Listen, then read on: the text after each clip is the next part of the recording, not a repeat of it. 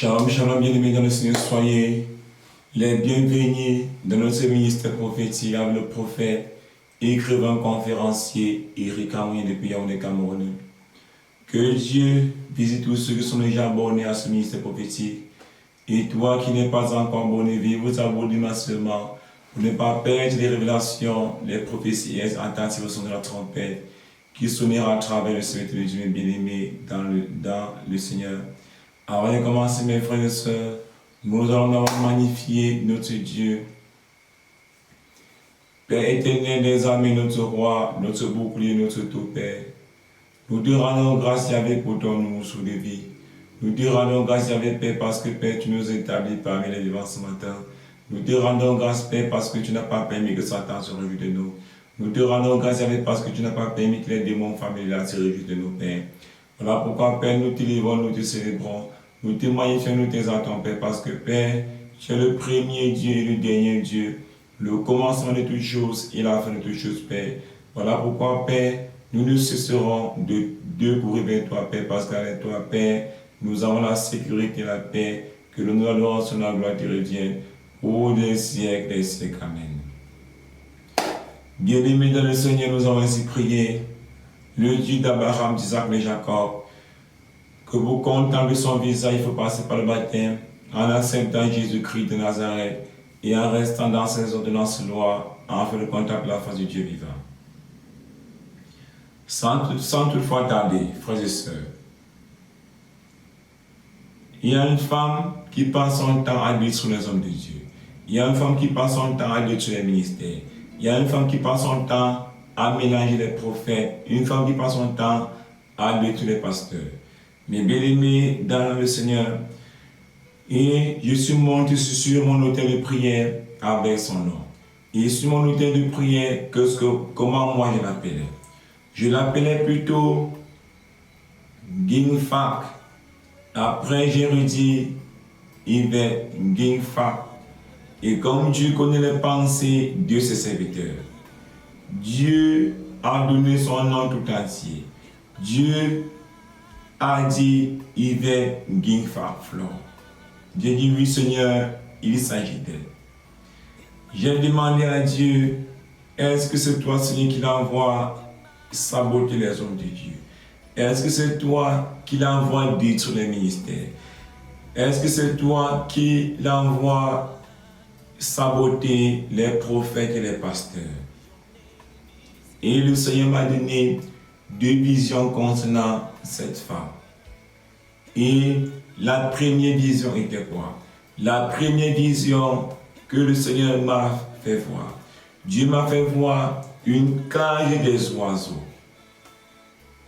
Et devant la cage des oiseaux, il y avait de la nourriture. Et les oiseaux du ciel venaient manger la nourriture. Ils entraient dans la cage et ressortaient. Ils entraient dans la cage et ressortaient. Parce que la porte de la cage des oiseaux n'était pas fermée. Les oiseaux venaient manger la nourriture, ils entrent dans la cage et ils ressortaient.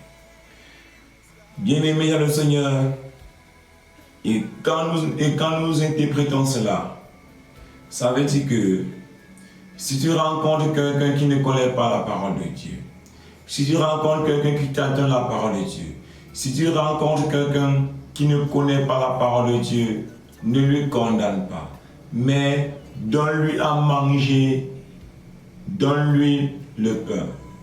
Donne-lui à manger comme ces oiseaux mangeaient et ils entraient, ils sortaient sans être condamnés. Donne-lui le pain à manger. Et le pain que je donne à un individu qui ne connaît pas la parole de Dieu, le pain que tu donnes à un individu qui ne connaît pas la parole de Dieu, c'est la parole de Dieu. Quand tu rencontres quelqu'un qui t'entend la parole de Dieu, quand tu rencontres quelqu'un qui ne maîtrise pas bien la parole de Dieu, quand tu rencontres quelqu'un qui ne connaît pas les Saintes Écritures, ne lui condamne pas, mais donne-lui, mais prêche-lui la parole. Et c'est dans ce que Yvette Gingfak ne fait pas. Elle passe son temps à condamner ceux qui ne connaissent pas la parole de Dieu. Elle passe son temps à persécuter les ignorants. Elle passe son temps à persécuter ceux qui ne connaissent pas la parole de Dieu. Elle passe son temps à mal parler des autres. Et la parole de Dieu nous dit que nous n'avons pas à lutter contre la chair et le sang. Ne nous faisons pas des ennemis des hommes. Ne nous faisons pas des ennemis des hommes. Nous n'avons pas à lutter contre la chair et le sang, mais nous avons à lutter contre les esprits méchants répandus dans l'air. Cessez de vous occuper des hommes. Cessez de faire des problèmes avec des hommes. Cessez de bagarrer spirituellement avec des hommes. Cessez de bagarrer avec des hommes. Nous n'avons pas pour ennemis des hommes, mais nous n'avons pas les hommes pour ennemis, mais nous avons pour ennemis les esprits répandus dans l'air. Nous sommes dans Éphésiens 6, chapitre 12, qui nous dit ceci. Car nous n'avons pas à lutter contre la chair et le sang, qui veut dire l'être humain n'est pas notre ennemi. Cessons de chercher les problèmes avec les hommes. Cessons de persécuter les hommes. Cessons de nous occuper des hommes, mais occupons-nous plutôt des esprits méchants répandus dans l'air. Et le troisième signe que Dieu m'a dit, le Seigneur m'a dit, qui tue par l'épée ne regarde pas en arrière. Qui tue par l'épée mourra par l'épée. Comme pour dire que si tu passes le temps à détruire les ministères, tu passes le temps à mal parler des hommes de Dieu, tu passes le temps à détruire les hommes de Dieu pour que le ministère tombe, c'est la même façon que tu serais détruit. C'est la même façon que ton ministère serait détruit. Qui tue par l'épée mourra par l'épée. Et ne regardez pas en arrière sans vous repentir. Even parfois, vous êtes appelés à la repentance. Vous êtes appelés à la repentance. Vous êtes appelés à la repentance. Et je me demande, si vous avez reçu le Saint-Esprit, je vous pose des questions. Si vous avez reçu le Saint-Esprit, parce que celui qui a reçu le Saint-Esprit ne vient pas critiquer les hommes. Celui qui a reçu le Saint-Esprit ne vient pas condamner les hommes. Celui qui a reçu le Saint-Esprit ne vient pas faire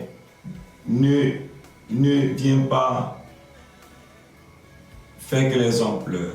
Celui qui a reçu le Saint-Esprit ne vient pas mal parler des hommes de Dieu, mais il vient les réconforter. Le rôle de la prophétie, c'est quoi? Le rôle de la prophétie, c'est réconforter les hommes, soulager les hommes, guérir les hommes et les donner un nouveau départ. Et le Seigneur m'a dit, quant aux faux prophètes et les faux pasteurs, c'est lui-même qui s'occupera d'eux.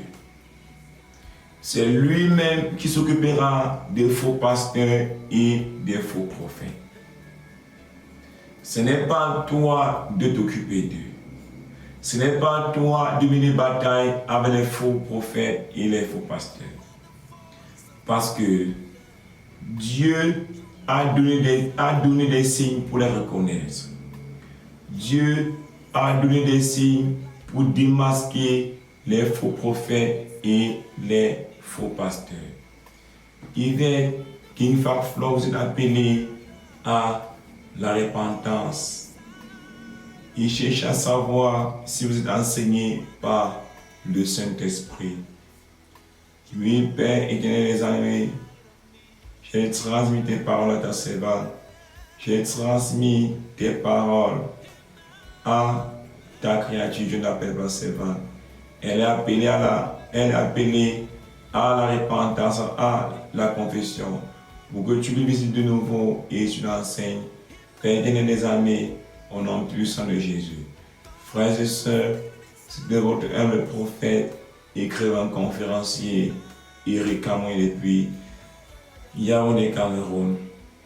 Abonnez-vous massivement pour ne pas perdre les révélations, les prophéties qui viennent de la part de Dieu et être attentif au son de la trompette.